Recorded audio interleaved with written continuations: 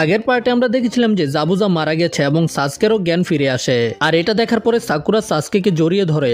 সাসকে উঠে বলে যে নারুতোর কি অবস্থা, আর ওই মাস্কওয়ালা লোকটা কই। সাকুরা বলে যে ওই মাস্কওয়ালা লোকটা মারা গেছে।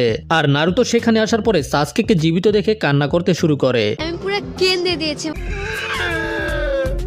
তখনই পিছনে তাকিয়ে হাকুকে দেখতে পায় আর জাবুজার কথা মনে করে। নারুতো চিন্তা করে হাকুর মন অনেক ভালো ছিল। তারপরে কাকাশি বলে চলো সবকিছু ঠিক আছে, এখন সাসকেও ঠিক আছে। কিন্তু তখনই ওই ডাকাতরা বলে যে এখন এই সবকিছু শেষ হয়নি। ওই গ্যাং আজকে আমরা এদেরকে ছাড়বো না, কেটে ফেলবো, মেরে ফেলবো, চিড়ে ফেলবো। গাটো তো চলে গেছে, এখন আমাদের টাকা কে দিবে? এখন তো আমরা এখান থেকে খালি হাতে যেতে পারবো না, এই জন্য আমাদেরকে এই গ্রামকেই লুটে নিয়ে যেতে হবে। তখনই ওই ডাকাতগুলো সামনে আসতে শুরু করে। তখনই সেখানে একটা তীর এসে পড়ে। আর আমরা দেখতে পাই যে এটা আর কেউ না, ইনারি ছিল। তাও সে একা না, পুরো গ্রামবাসীকে নিয়ে এখানে চলে এসেছে। নারুতো এটা দেখে খুশি হয়ে যায়। আর ইনারি বলে যে হিরোরা সবসময় একেবারে শেষ মুহূর্তেই আসে। তারপরে নারুতো শ্যাডো ক্লোন জুৎসুর ব্যবহার করে। এটার দেখা দেখি কাকাশিও তখন নিজের শ্যাডো ক্লোন জুৎসুর ব্যবহার করে। আর ওই ডাকাতরা কাকাশির এতগুলো শ্যাডো ক্লোন দেখে অনেক বেশি ভয় পেয়ে যায়, যেটা দেখে তারা এখান থেকে ল্যাজ গুটিয়ে পালাতে শুরু করে। কাকাশি জাবুজার কাছে যায় আর জাবুজা কাকাশিকে বলে যে কাকাশি আমাকে একটা সাহায্য করো, আমি শেষবারের মতো হাকুর চেহারা দেখতে চাই, আমাকে হাকুর কাছে নিয়ে যাও। কাকাশি নিজের চোখ ডেকে ফেলে আর জাবুজাকে উঠিয়ে হাকুর কাছে নিয়ে যায়। ঠিক তখনই সেখানে তুষার পড়তে শুরু করে, যেটা দেখে সেখানে থাকা লোকেরা অনেক বেশি অবাক হয়ে যায়। আর জাবুজা হাকুকে বলে যে তুমি সবসময় আমার সাথে ছিলে, আর এখন আমি শুধু এটাই করতে পারবো যে শেষ মুহূর্তে এসে তোমার সাথে মরতে পারবো, কিন্তু হয়তো আমি সেখানে যেতে পারবো না, তুমি যেখানে যাচ্ছ হয়তো আমাকে জাহান্নামে পাঠানো হবে। আর তারপরে টিম 7 মানে নারুতোর টিম, তারা এখন লিভ ভিলেজের মধ্যে ফিরে যাবে। আর সকল গ্রামবাসীরা ওদেরকে বিদায় দেওয়ার জন্য ব্রিজ পর্যন্ত এসেছে। আর ইনারি নারুতোকে জিজ্ঞাসা করে তুমি আবার ফিরে আসবে তো? নারুতো তখন ইমোশনাল হয়ে বলে যে হ্যাঁ বন্ধু, আমি আবারও ফিরে আসবো, এখন তুমি কান্না করতে পারবে, কান্না করা কোনো খারাপ বিষয় না। এটা শুনে ইনারি নারুতোকে জিজ্ঞাসা করে তাহলে তুমি কান্না করছো না কেন? এতে নারুতো বলে যে না, তুমি আগে কান্না করে দেখাও। আর এরপরে এদের দুজনের ওভার অ্যাক্টিং শুরু হয়ে যায় আর এরা জোর করে কান্না করতে শুরু করে। সাকুরা এটা দেখে অনেক বেশি বিরক্ত হয়ে যায়, ভাই ওরা কি করতেছে। আর শেষে আমরা দেখতে পাই যে ওই ব্রিজটা সম্পূর্ণ তৈরি হয়ে গেছে। আর গ্রামবাসীরা এই ব্রিজের নাম রেখেছে নারুতো ব্রিজ। আর টিম 7ও নিজেদের পরের মিশনের জন্য বেরিয়ে পড়ে। এর পরের সিনে আমরা নারুতো, সাকুরা এবং সাসকেকে দেখতে পাই। তারা এখানে কাকাশির জন্য অপেক্ষা করছিল। আর নারুতো এবং সাসকে একে অপরের দিকে তাকিয়েছিল যেন ওরা একজন আরেকজনকে গিলে ফেলবে।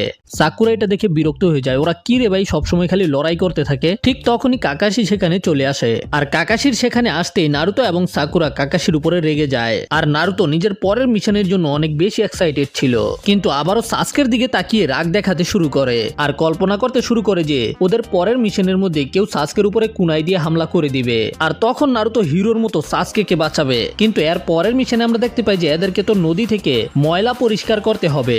নারুতো এত বেশি বিরক্ত যে এই কাজে নারুতোর কোনো মনোযোগী ছিল না, যে কারণে নারুতো পানির সাথে বেঁচে যায়। কিন্তু সাসকে এইবারও নারুতোকে বাঁচিয়ে ফেলে।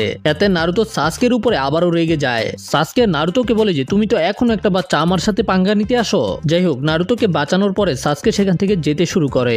সাকুরা তখন সাসকেকে বলে যে সেও তার সাথে যেতে চায়, কারণ একসাথে সময় কাটালে ওদের টিম ওয়ার্ক ভালো হয়ে যাবে। কিন্তু সাসকে সাকুরাকে বলে যে তুমি তো নারুতো থেকেও বেশি গাদা, আমার সাথে ফ্ল্যাটিং না করে গিয়ে প্র্যাকটিস কর, শক্তিশালী হয়ে দেখা শক্তিশালী, তুই এখন কোনো কাজেরই না। কিন্তু সাসকের মুখ থেকে এই কথা শুনে সাকুরা অনেক বেশি কষ্ট পায়। নারুতো তখন পিছন থেকে সাকুরাকে সান্ত্বনা দেয় যে নারুতো এবং সাকুরা একসাথে সময় কাটাতে পারবে। কাকাশি তখন বুঝতে পেরে যায় যে এখন সাকুরা নারুতোর উপরে নিজের রাগ ঝাড়বে, যে কারণে কাকাশি সেখান থেকে পালিয়ে যায়। যাই হোক, তার পরের সিনে নারুতো দেখতে পায় যে ওর পিছনে একটা চারকোনা দেখতে পাথর আছে। নারুতো যেখানেই যাচ্ছিল ওই পাথরটা নারুতোকে ফলো করছিল। নারুতো অনেক বেশি রেগে গিয়ে বলে যে আরে ভিতরে কে? তখনই ভিতর থেকে কোনোহামারু বলে যে আরে নারুতো, তুমি আমাকে আবারও ধরে ফেলেছো। তারপরে ওই নকল পাথর থেকে কোনোহামারু এবং ওর বন্ধুরা বেরিয়ে আসে। কোনোহামারু নারুতোকে জিজ্ঞাসা করে আরে ভাই, এটা কি তোর গার্লফ্রেন্ড নাকি? তুমি তো অনেক চালু মাল, সাবাস। এতে নারুতো লজ্জা পেয়ে বলে যে হ্যাঁ তুমি এটা বলতে পারো, এটা আমার গার্লফ্রেন্ড, তুমি কি জানো ওই আমার লেগে পাগল। আর এটা শোনার পরে বুঝতে পারতাছো যে সাকুরা এখন নারুতোকে কি করবে। সাকুরা নারুতোকে অনেক শক্তিশালী একটা ঘুষি দেয়। আর কোনোহামারু সাকুরাকে বলে যে কেউ কি এইভাবে নিজের বয়ফ্রেন্ডকে মারে? তুমি তো একটা ডাইনির মতো, সাতচুন্নির মতো দেখতে তোমাকে। ঠিক তখন কোনোহামারু সাকুরার হাতে মাইর খায়। কোনোহামারু নারুতোকে বলে যে ভাই, আমার মনে হয় না এটা কোনো মানুষ, কারণ তুমি দেখেছো তার কপাল কত বড়। কিন্তু যাওয়ার সময় কোনোহামারুর এই কথাটা সাকুরা শুনে ফেলে আর এতে রেগে গিয়ে ওদের দিকে আসতে থাকে, যেটা দেখে ওরা অনেক বেশি ভয় পেয়ে যায় আর নিজেদের প্রাণ বাঁচিয়ে সেখান থেকে পালাতে শুরু করে দেয়। আর সেখান থেকে পালানোর সময় কোনোহামারু কারোর সাথে টক্কর খেয়ে নিচে পড়ে যায়। তখন তারা দেখতে পায় যে তাদের সামনে অন্য ভিলেজের দুইজন নিনজা দাঁড়িয়ে ছিল। তাদের মধ্যে থেকে একটা নিনজা কোনোহামারুর কলারে ধরে ফেলে আর বলে যে যতক্ষণ পর্যন্ত আমাদের অন্য টিমমেট এখানে আসছে না ততক্ষণ পর্যন্ত আমি এদের সাথে টাইম পাস করব। নারুতো তখন রেগে গিয়ে কোনোহামারুকে ছেড়ে দিতে বলে, কিন্তু ওই নিনজা কোনোহামারুকে ছাড়ে না। নারুতো রেগে তার দিকে যেতে শুরু করে আর ওই নিনজা নিজের হাতের আঙুলগুলোকে সামনে পিছনে করতে থাকে। তখনই নারুতোর পা এক জায়গায় থেমে যায়, এতে নারুতো নিচে পড়ে যায়। নারুতো অনেক অবাক হয়ে বলে যে আরে এটা কি ছিল। তখন ওই লোকটা বলে যে আরে ওই কত দুর্বল, মনে হয় এই ভিলেজে সবাই এরকম বাচ্চা।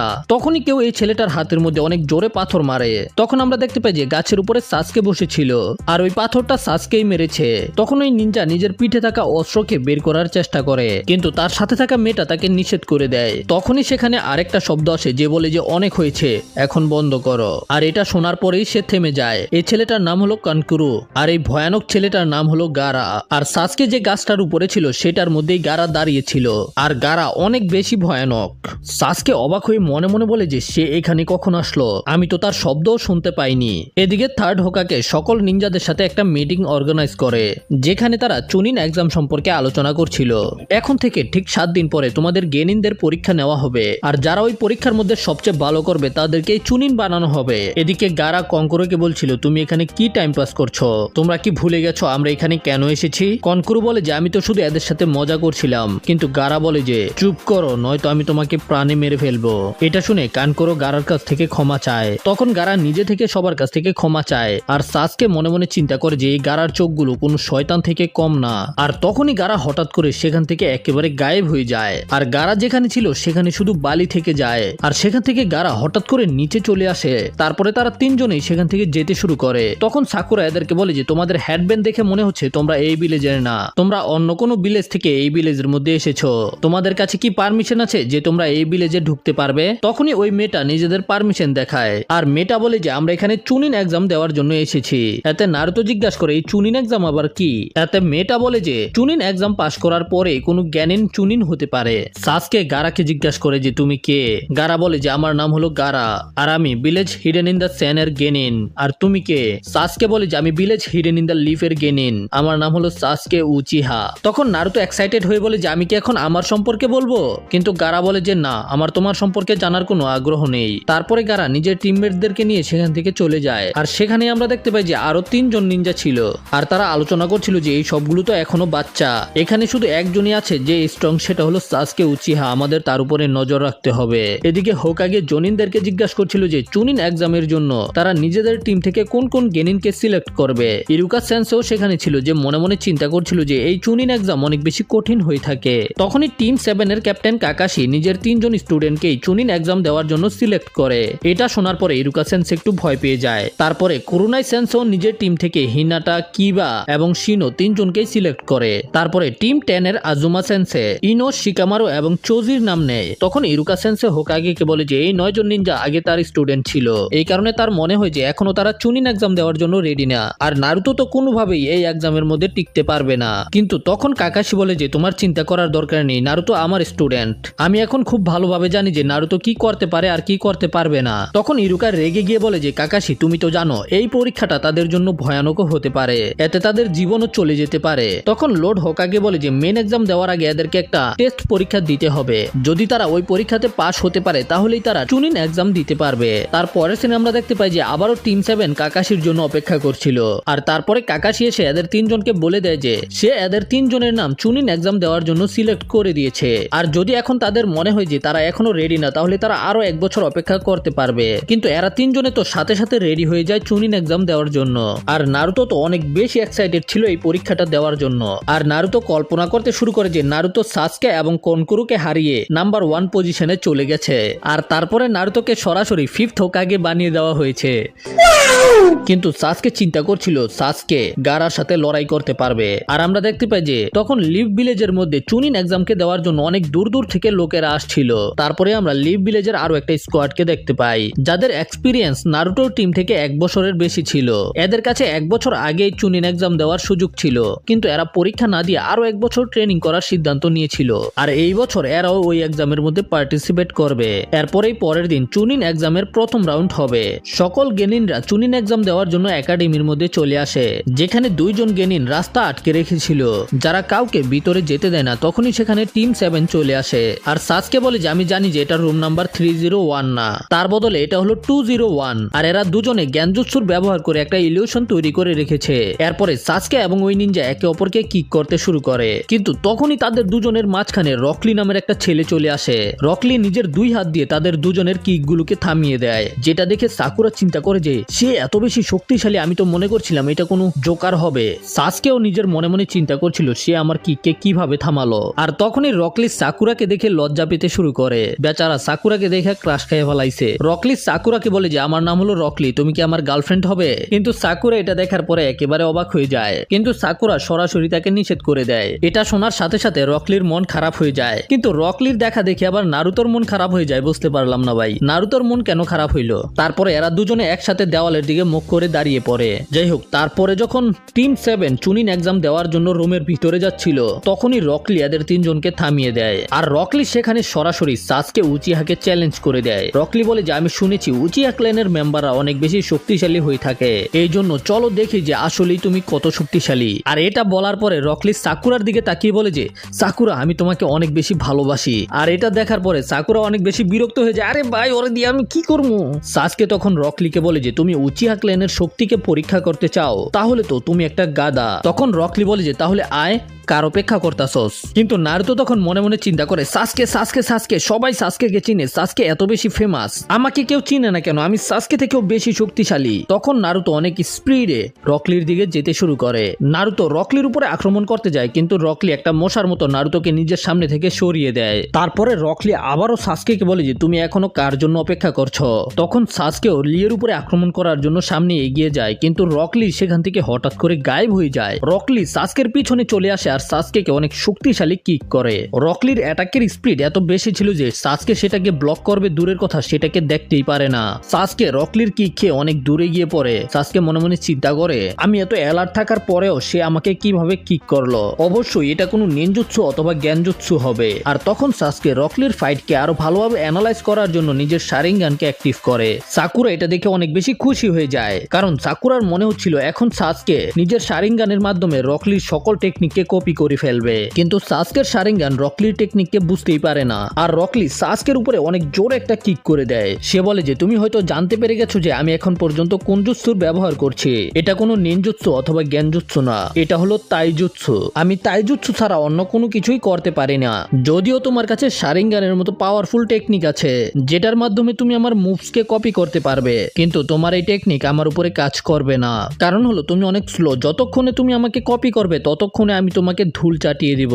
সাসকে, তুমি কি জানো এই দুনিয়ার মধ্যে দুই ধরনের লোকের জন্ম হয়? প্রথম, যারা তোমার মতো ট্যালেন্ট নিয়ে জন্ম হয়, আর দ্বিতীয়, যারা আমার মতো অনেক বেশি পরিশ্রম করে নিজের ভিতরে ট্যালেন্ট তৈরি করে। তখন সাসকে আবারও লিয়ের উপরে আক্রমণ করে দেয়, কিন্তু লি সেগুলোকে খুব সহজেই ডজ করে ফেলে। আরেকটা কিক করে সাসকে উপরের দিকে পাঠিয়ে দেয়। সাসকে যখন হাওয়ার মধ্যেই ছিল, তখন লি সাসকের পিছনে এসে নিজের হাতের ফিতাগুলোকে খুলতে শুরু করে, কিন্তু তখনই হঠাৎ করে সেখানে অনেক বড় একটা কচ্ছপ চলে আসে। কচ্ছপটা লিকে থামতে বলে। সাসকে নিচে পড়তে শুরু করে, কিন্তু সাকুরা সাসকেকে ধরে ফেলে। আর নারুতো নিজের চোখকে বিশ্বাস করতে পারছিল না যে সাসকে হেরে গেছে। আর ওই কচ্ছপটা লিকে বলছিল তুমি আবার ওই টেকনিকের ব্যবহার করতে যাচ্ছিলে, তুমি এত সাহস পেলে কিভাবে? এতে লি ভয় পেয়ে বলে যে প্লিজ আমাকে ক্ষমা করে দেন, আমি এটা আর কখনোই করব না। আর তখনই সেখানে একটা বিস্ফোরণ হয়, আর সেখানে একটা লোক চলে আসে। এই লোকটার নাম হলো মাইট গায়। সে হলো রকলিয়ার টিমের ক্যাপ্টেন, আর সে রকলির মাস্টার। এদিকে সাসকে নিজের মনে মনে চিন্তা করছিল আমি কিভাবে এই জোকারের কাছে হেরে গেলাম। আর এদিকে মাইট গায় রকলিকে শাস্তি দেওয়ার জন্য রকলির চেহারার মধ্যে একটা জোরে ঘুষি মারে। রকলির মুখ থেকে রক্ত বেরিয়ে যায় আর রকলির নিচে পড়ে যায়। মাইট গায় বলে আমাকে ক্ষমা করবে রকলি, কিন্তু এটা তোমার ভালোর জন্য ছিল।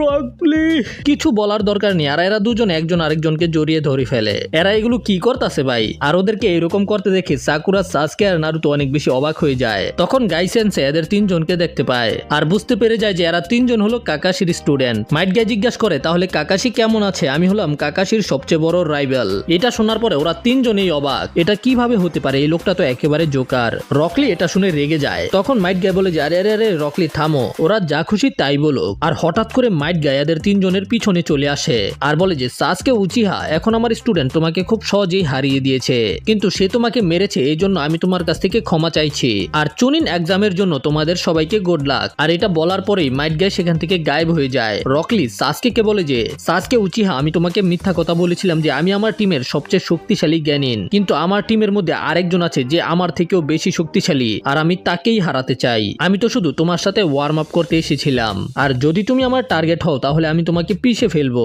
আর আমাদের পরের বারের লড়াইয়ের জন্য তুমি রেডি থেকো। আর এটা বলার পরেই রকলি সেখান থেকে চলে যায়। এতে সাসকে একেবারে পাগল হয়ে যায়। আর নারুতো বলে যে তুমি কি তার হাতের মধ্যে ওই আঘাতের চিহ্নগুলোকে দেখেছো?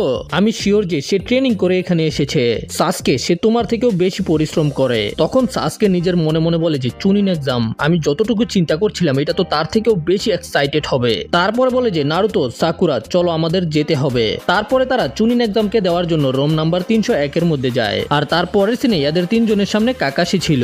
সাকুরা, নারুতো, সাসকে, আমার তোমাদের উপরে গর্ব হচ্ছে, এই জন্য তোমাদের সবাইকে বেস্ট অফ লাক। কিন্তু যখনই ওরা তিনজন রুমের মধ্যে এন্ট্রি করে ওরা তিনজন একেবারে স্টপ হয়ে যায়, কারণ এখানে অলরেডি চুনিন এক্সাম দেওয়ার জন্য অনেক ভয়ানক ভয়ানক স্টুডেন্টেরা চলে এসেছে। তখনই ওই ইনো নামের মেয়েটা এসে পিছন থেকে সাসকে ধরে ফেলে। আর সাসকে এতে অনেক আজব রিয়াকশন দেয়, যেটা দেখার পরে সাকুরা অনেক বেশি রেগে যায়। তারপর ইনোর বাকি টিমমেটরাও সেখানে চলে আসে। এই ছেলেটার নাম হলো শিকামারু, যে এই একাডেমির সবচেয়ে অলস স্টুডেন্ট, কিন্তু তার সাথে সাথে সবচেয়ে বেশি ইন্টেলিজেন্টও। আর মোটাটা হলো চোজি আকামিচি, সে সবসময় খাবার খেতে ব্যস্ত থাকে। তারপরে টিম 8 এর মেম্বাররাও সেখানে চলে আসে। এই মেয়েটার নাম হলো হিনাটা, সে কিউট হওয়ার সাথে সাথে অনেক বেশি শান্ত।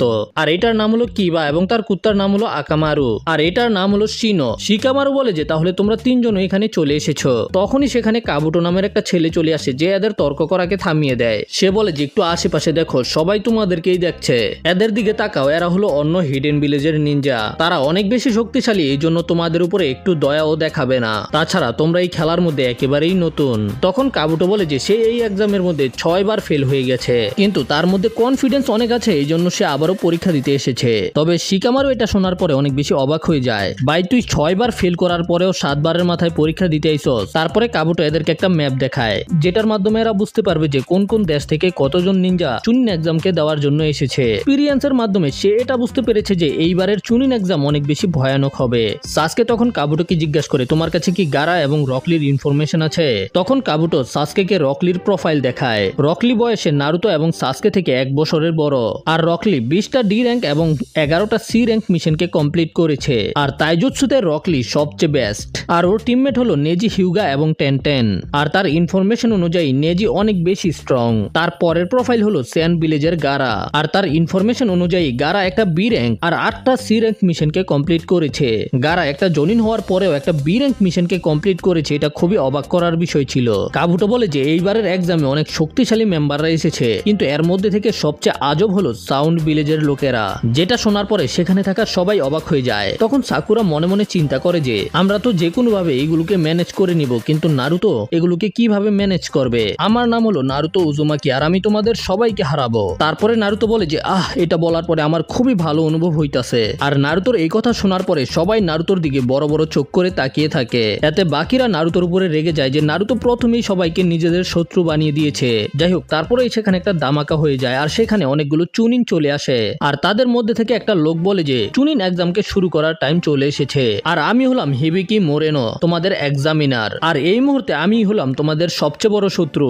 আর সে সাউন্ড ভিলেজের নিনজাদেরকে বলে তোমাদেরকে কে বলেছে তোমরা এখানে লড়াই করতে পারবে? তোমরা সবাই কি পরীক্ষা শুরু হওয়ার আগেই ফেল হতে চাও? তখন সাউন্ড ভিলেজের নিনজারা বলে যে আমাদের ক্ষমা করে দিবেন স্যার, আমরা এরপর থেকে আর কোনো কিছুই করব না। ঠিক আছে, পরের বার আমি তোমাদেরকে ওয়ার্নিং দিব না, সরাসরি ডিসকোয়ালিফাই করে দিব। আর বলে যে আমার পারমিশন ছাড়া একে অপরের উপরে আক্রমণ করা একেবারেই নিষেধ। আর যদি কেউ আমার সাথে তর্ক করার চেষ্টা করে তাহলে তার পরিণতি অনেক খারাপ হবে। তোমরা সবাই কি বুঝতে পেরেছো? আর তার কথা শুনে সেখানে থাকা সবাই একেবারে শান্ত হয়ে যায়। তো চলো এখন আমরা আমাদের পরীক্ষার প্রথম পার্টকে শুরু করি। এখন তোমাদের সবাইকে একটা নাম্বার দেওয়া হবে, আর এই নাম্বারই ডিসাইড করবে যে তোমাদের কোথায় বসতে হবে। আর এরপরেই তোমাদের একটা লিখিত পরীক্ষা শুরু হবে। আর তারপরেই সেখানে একটা লোক খাতা কলম নিয়ে আসে, যেটা দেখে নারুতো একেবারে অবাক হয়ে যায়, কারণ নারুতো লেখাপড়ায় আমার মতোই ঠিক একেবারেই ভালো না। নারুতো বলে যে না, আমি লিখিত পরীক্ষা দিতে চাই না। যাই হোক, এরপরে সবাই যার যার জায়গা জায়গায় বসে পড়ে। নারুতোর জন্য এই পরীক্ষাটা অনেক বেশি কঠিন হবে, কারণ নারুতো এখন পর্যন্ত লিখিত পরীক্ষায় ঠিকভাবে পাশ করতে পারেনি। কিন্তু সাকুরা অনেক বেশি কনফিডেন্ট ছিল। তখন নারুতো দেখতে পায় যে নারুতোর পাশেই হিনাটা বসে আছে। হিনাটা নারুতোকে বেস্ট অফ লাক বলে। তারপরে ইবিকো মরিনো এই পরীক্ষার কিছু নিয়ম বলে। আমি তোমাদেরকে নিয়মটা একবারই বলবো, এই জন্য ভালোভাবে শুনবে। এই পরীক্ষার মধ্যে তোমাদের 10টা প্রশ্নের উত্তর দিতে হবে, আর তোমাদের পুরো টিমের মোট রেজাল্টে তোমরা পাশ করবে। যেটা শোনার পরে সেখানে থাকা সবাই একেবারে অবাক হয়ে যায়, বিশেষ করে সাকুরা চিন্তা করে যে তার তো সাসকের উপরে পুরো বিশ্বাস আছে যে সাসকে পাশ করে ফেলবে। কিন্তু নারুতো কি করবে? নারুতো তো 1 নাম্বারের গাদা।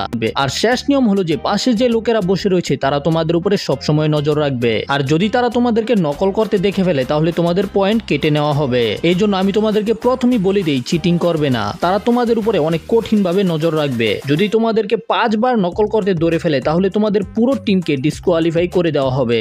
আর যদি তোমরা আসলেই নিনজা হতে চাও তাহলে আমাকে দেখাও যে তোমরা এই পরীক্ষাকে কিভাবে কমপ্লিট করবে। আর হ্যাঁ, আরেকটা কথা, যদি কেউ শূন্য পায় তাহলে তার পুরো টিমকে ডিসকোয়ালিফাই করে দেওয়া হবে। এটা শোনার পরে সাসকে এবং সাকুরার পুরো গান ফেটে যায়, আর নারুতো অনেক বেশি চিন্তায় পড়ে যায়।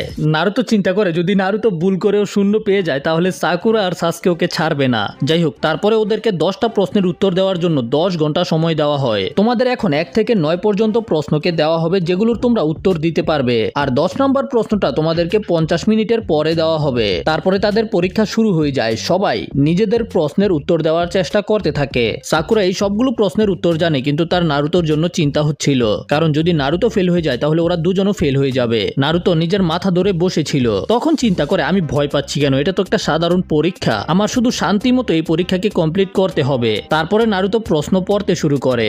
এটা কি? আচ্ছা, প্রথমটাকে বাদ দাও, দ্বিতীয়টা পড়ি। আচ্ছা, এটাও হবে না, আরেকটা দেখি। এইভাবে করতে করতে পুরো প্রশ্নই শেষ হয়ে যায়। নারুতো একেবারে ঠিক আমার মতোই করতেছে। নারুতো বলে যে ভুইলা যা ভাই, এই প্রশ্নের উত্তর দেওয়া আমার দ্বারা হবে না। আচ্ছা ঠিক আছে, ভয় পেও না, এখন শুধু আমার কাছে একটা রাস্তাই আছে, আমাকে চিটিং করতে হবে। তখন পাশ থেকে হিনাটা বলে যে নারুতো, যদি তুমি চাও তাহলে আমার প্রশ্ন থেকে দেখতে পারো। কিন্তু নারুতো হিনাটার উপরে সন্দেহ করতে শুরু করে যে হিনাটা আমাকে প্রশ্ন কেন দেখাতে চায়। তখন হিনাটা বলে যে আমি চাই আমরা সবাই পাশ হয়ে যাই। নারুতো এটা শুনে অনেক বেশি খুশি হয়ে যায়। আর যখন নারুতো হিনাটার প্রশ্ন দেখে লেখতে শুরু করবে তখনই নারুতোর পাশ দিয়ে একটা কুনায় চলে যায়, আর নারুতোর পিছনে বসে থাকা একটা ছেলের পেপারের মধ্যে গিয়ে পড়ে। আর ওই চুনিন বলে যে আমি তোমাকে 5 বার চিটিং করতে ধরে ফেলেছি, এই জন্য এখন আমি তোমাকে এবং তোমার পুরো টিমকে ডিসকোয়ালিফাই করে দিচ্ছি। তারপরে তাদেরকে টেনে বাইরে বের করে দেওয়া হয়। আর এটা দেখার পরে নারুতো অনেক বেশি ভয় পেয়ে যায়, আর এই কারণেই নারুতোর চিটিং করার ইচ্ছা একেবারে মরে যায়। আর নারুতো হিনাটাকে নিষেধ করে দেয় যে আমাকে হেল্প করার দরকার নেই। আসলে নারুতো চায় না যেন নারুতোর জন্য হিনাটারও কোনো প্রবলেম হয়। এমনি বেচারা যতই শয়তানি করুক না কেন অনেক ভালো।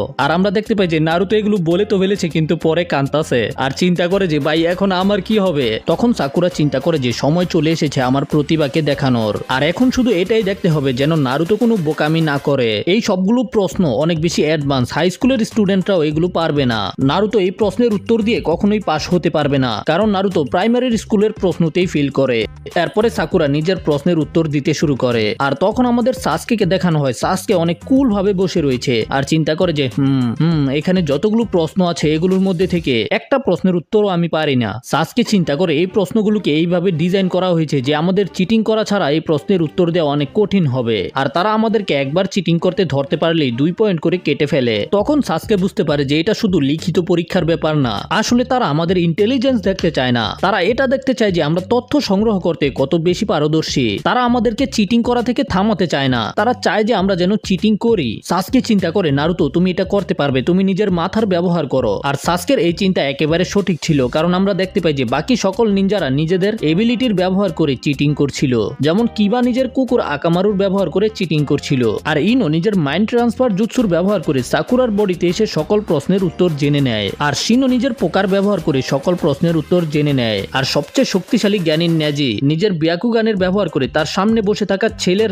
বডির আরপার থেকে তার প্রশ্নের উত্তর দেখে ফেলে। আর সাসকেও নিজের শারিঙ্গানের ব্যবহার করে তার সামনে বসে থাকা ছেলের হাতের মুভমেন্টকে কপি করে সকল প্রশ্নের উত্তর লিখতে থাকে। এখন 20 মিনিট পার হয়ে গেছে, কিন্তু নারুতো এখনো একটা প্রশ্নের উত্তরও লেখে নাই। আর এখন নারুতোর জন্য 10 নম্বর প্রশ্নটা সবচেয়ে বেশি ইম্পর্টেন্ট, কারণ যদি নারুতো ওই 10 নম্বর প্রশ্নের উত্তর না দিতে পারে তাহলে নারুতোর পুরো টিম ডিসকোয়ালিফাই হয়ে যাবে। এখন 10 নম্বর প্রশ্ন আসতে মাত্র 10 মিনিট বাকি ছিল, যে কারণে সেখানে থাকা সবাই অনেক বেশি নার্ভাস হয়ে যায়। আর নারুতো তো এখন পর্যন্ত একটা প্রশ্নের উত্তরও লেখে নাই। তখন ইবিকো বলে যে এখন সবাই তৈরি হয়ে যাও, এখন আমি তোমাদেরকে 10 নম্বর প্রশ্নটা বলবো। কিন্তু তার আগে এই প্রশ্নটার কিছু নিয়ম আছে, তোমরা কি ওইটার উত্তর দিতে চাও নাকি দিতে চাও না? যেটা শোনার পরে সেখানে থাকা সবাই অবাক হয়ে যায়। তখন একটা মেয়ে বলে যে যদি প্রশ্নের উত্তর দিতে নিষেধ করে দেই তাহলে কি হবে? এতে ইবিকো বলে যে যদি তারা এটা করে তাহলে তাদের বাকি প্রশ্নের উত্তরও নেওয়া হবে না। তার মানে হলো তারা 0 পাবে আর ডিসকোয়ালিফাই হয়ে যাবে। আর তারপরে হলো যদি তারা ওই প্রশ্নের উত্তর লেখে আর সেটা ভুল হয়ে যায় তাহলে তারা কখনোই ভবিষ্যতে চুনিন এক্সাম দিতে পারবে না।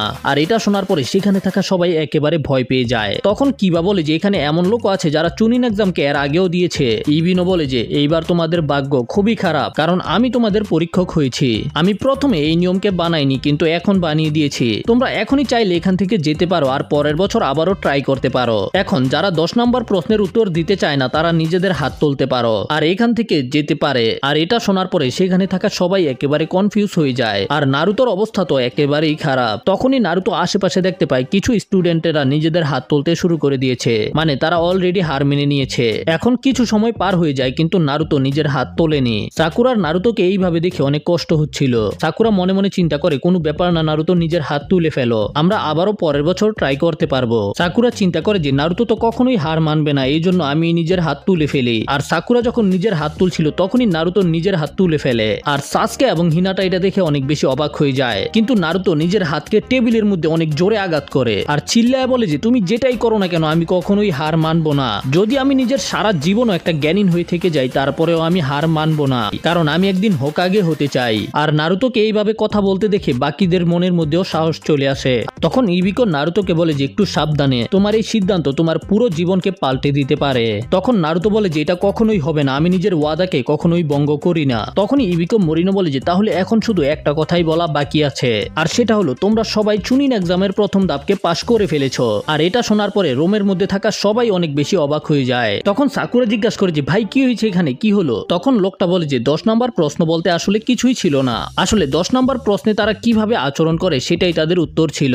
আর প্রথমে যে 9টা প্রশ্ন দেওয়া হয়েছে সেটা তো টাইম পাস ছিল, সে শুধু এটা দেখতে চেয়েছে এরকম পরিস্থিতি হলে তারা কি করবে। আমরা তো শুধু এটা দেখতে চেয়েছিলাম তোমরা কিভাবে তথ্যকে সংগ্রহ করো। তোমাদের মধ্যে থেকে কয়েকজন নিজেদের ট্যালেন্টের ব্যবহার করে খুব ভালো চিটিং করেছো। সবসময় মনে রাখবে যদি তোমাদের কাছে তথ্য না থাকে তাহলে সেটা অনেক বিপজ্জনক, এতে প্রাণ যেতে পারে অথবা ভিলেজের উপরে বিপদ আসতে পারে। আরেকটা কথা, 10 নম্বর প্রশ্ন আসলে তোমাদের সাহসকে দেখার জন্য বানানো হয়েছে। বিপদে মোকাবেলা করার মতো যাদের কাছে সাহস নেই তারা কখনোই চুনিন হতে পারবে না। এখন এই পরীক্ষা এখানেই শেষ হলো। আর এটা শোনার পরে নারুতো অনেক বেশি খুশি হয়। তখনই জানালা ভেঙে সেখানে আরেকজন চলে আসে। সে বলে যে আমি হলাম তোমাদের পরের এক্সামিনার, পরের পরীক্ষার জন্য সবাই রেডি হয়ে যাও। কিন্তু সে অবাক হয়ে যায় কারণ সেখানে অনেকগুলো স্টুডেন্ট ছিল।